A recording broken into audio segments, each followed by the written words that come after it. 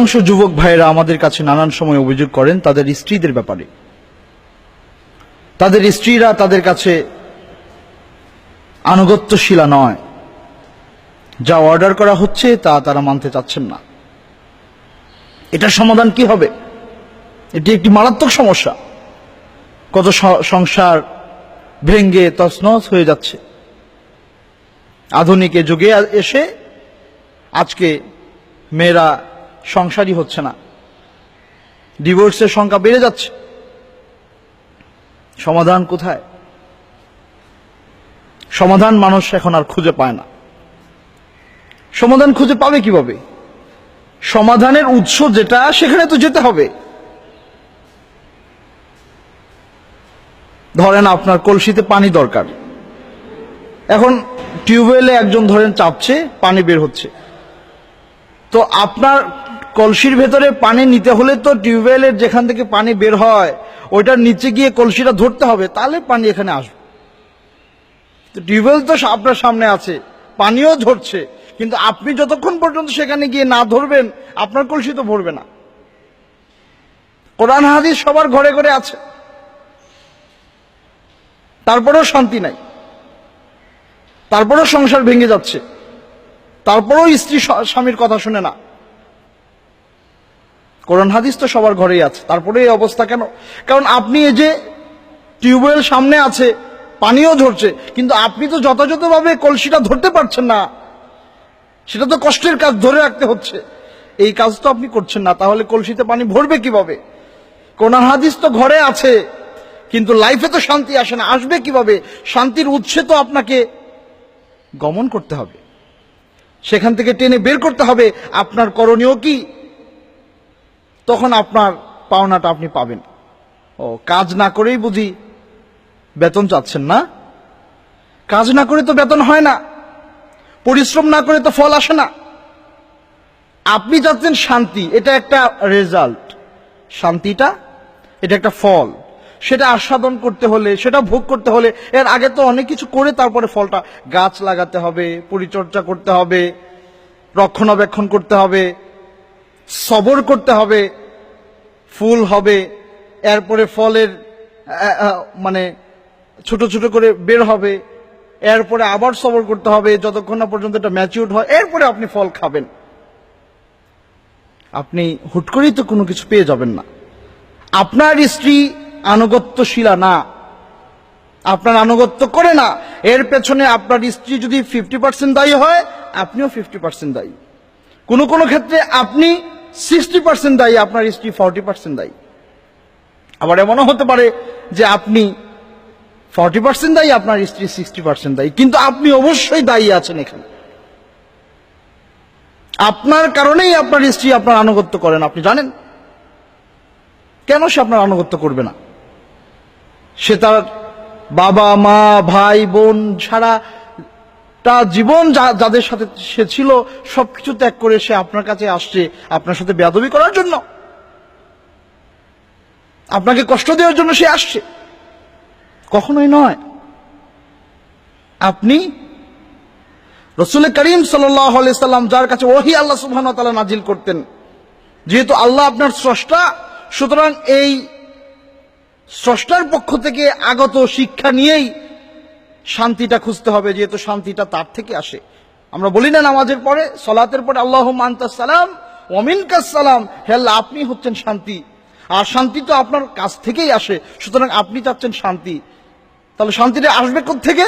আল্লাহ সুবহানাহু ওয়া তাআলার কাছ থেকে। সুতরাং তার কাছ থেকে শান্তি আসবে, সেটা আনতে হলে তো তার পদ্ধতিতে আগাতে হবে। আজকে আমরা স্ত্রীদেরকে যখন যা মনে চায় অর্ডার করছি, এবং আমি চাচ্ছি উনি এখনই তা করবে। ঠিক আছে, আপনি যা অর্ডার করবেন তা করতে সে বাধ্য,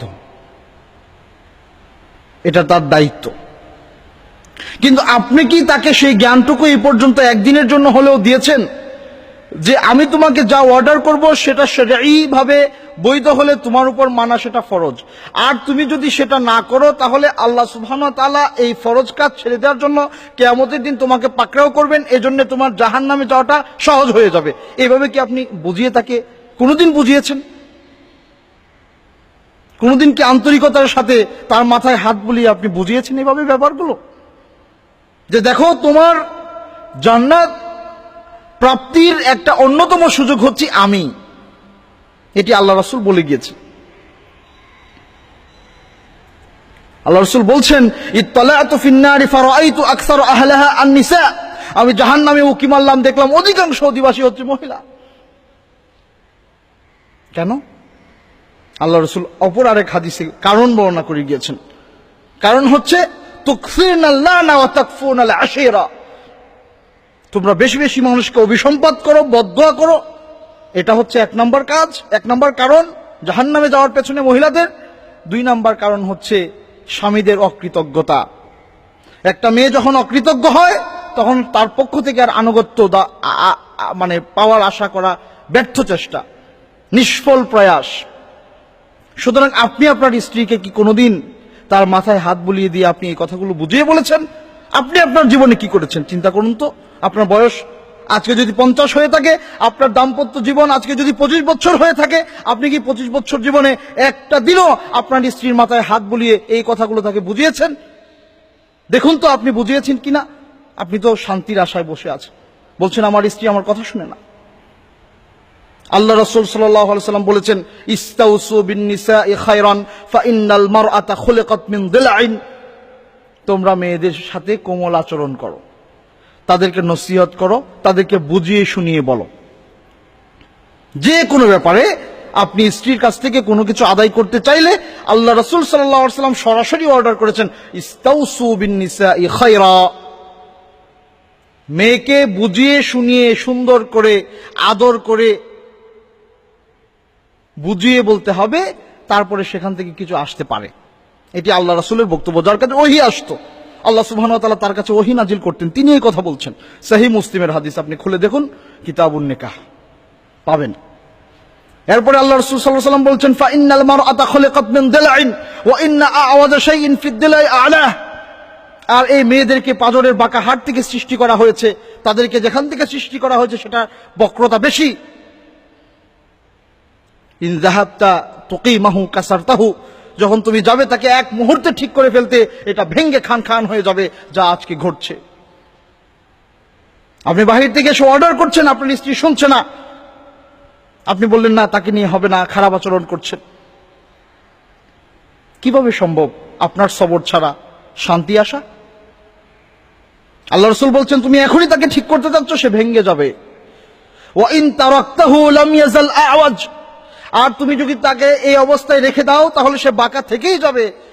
এখন করণীয়টা কি? হাদিসের শুরুতে আল্লাহ রাসূল যে কথা বলেছেন, শেষে এসে একই বক্তব্য, ইস্তাউসু বিন নিসাই খায়রা। সুতরাং ফাস্তাউসু বিন নিসাই খায়রা, শেষে এসে আল্লাহ রাসূল বললেন, সুতরাং তুমি তাকে নসিহতমূলক বক্তব্য দিয়ে যাও, এটি তোমার দায়িত্ব সবরের মাধ্যমে। এই কাজটা আমরা কতজন যুবক করছি আমাদের স্ত্রীদের ক্ষেত্রে? আমি তো শান্তির আশায় বসে আছি। আমি আজকে বলছি, আল্লাহ সুবহানাহু ওয়া তাআলা কোরআনে বলছেন যে লিতাসকুনু ইলাইহা,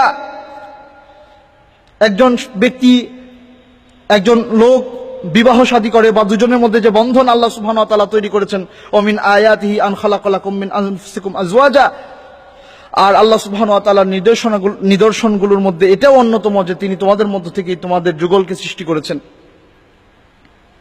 কেন?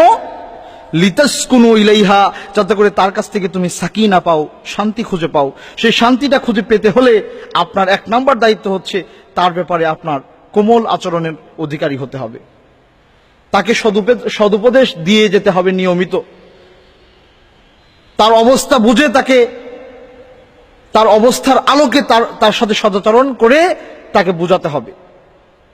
এছাড়া অন্য কোনো উপায়ে একটা মেয়ের কাছ থেকে যথাযথ অধিকার আদায় করা কোশ্চিন কালেও সম্ভব না। এই কথা রাসূল করিম সাল্লাল্লাহু আলাইহি সাল্লাম বলেছেন। আমাদের কি করার? বাস্তবিকভাবেও আপনি দেখেন, ধরুন আপনার ঘরে একটা শোকেস আছে, শোকেস অনেক জিনিসপত্র আছে, ভেতরে গ্লাস আছে। এই শোকেসের গ্লাসে যদি ময়লা পড়ে, আপনি চাচ্ছেন ময়লাটা খুব তাড়াতাড়ি এখান থেকে রিমুভ করতে, সরাতে চাচ্ছেন। এখন আপনি যদি বাজার থেকে যে শিরিষ কাগজ, যেগুলো দিয়ে আপনার করে আপনার দেয়াল মুছে, দেয়াল পরিষ্কার করে, তাড়াতাড়ি পরিষ্কার হয় রং করার আগে, আমরা দেখতাম আগে। ওই কাগজটা শক্ত, লোহার মানে পাথরের গুঁড়া দিয়ে বানানো, ওইটা এনে যদি আপনি তাড়াতাড়ি পরিষ্কার করার জন্য আপনার গ্লাসটা যেটা আছে শোকেসে, এটা যদি আপনি পরিষ্কার করতে যান, কি হবে ঘটনা? ওটার মধ্যে যদ্দূর ময়লা আছে তার থেকে আরো বেশি ক্ষতিগ্রস্ত বা ময়লাগ্রস্ত হয়ে যাবে।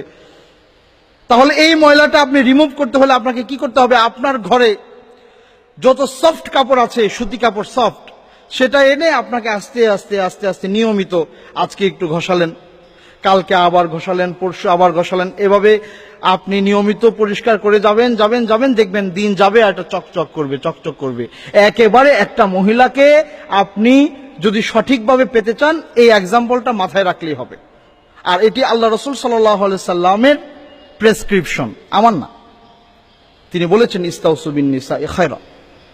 এই প্রেসক্রিপশন যদি আপনি গ্রহণ করুন, তাহলে আপনার জীবনে শান্তি আসতে বাধ্য, লা শাক্কা ফিহি, এতে কোনো সন্দেহ নাই, আসবেই আসবে ইনশাআল্লাহ।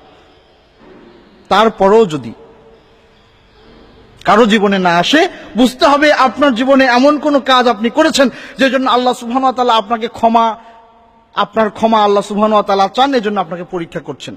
আপনার আখিরাত সুন্দর, মনে রাখতে হবে। আপনি ব্যর্থ না, আপনি ব্যর্থ নন, আপনি ব্যর্থ হতে পারেন না। মুমিনের জীবনে কোনোদিন ব্যর্থতা থাকতে পারে না। সুতরাং আসুন সম্মানিত দ্বীনী ভাইরা, আমরা রাসূল করিম সাল্লাল্লাহু আলাইহি ওয়াসাল্লামের প্রেসক্রিপশন গ্রহণ করে আমাদের জীবন চালাই, তাহলে ইনশাআল্লাহ শান্তি আসতে বাধ্য। আল্লাহ আমাদের সবাইকে তৌফিক দান করুন, আমিন।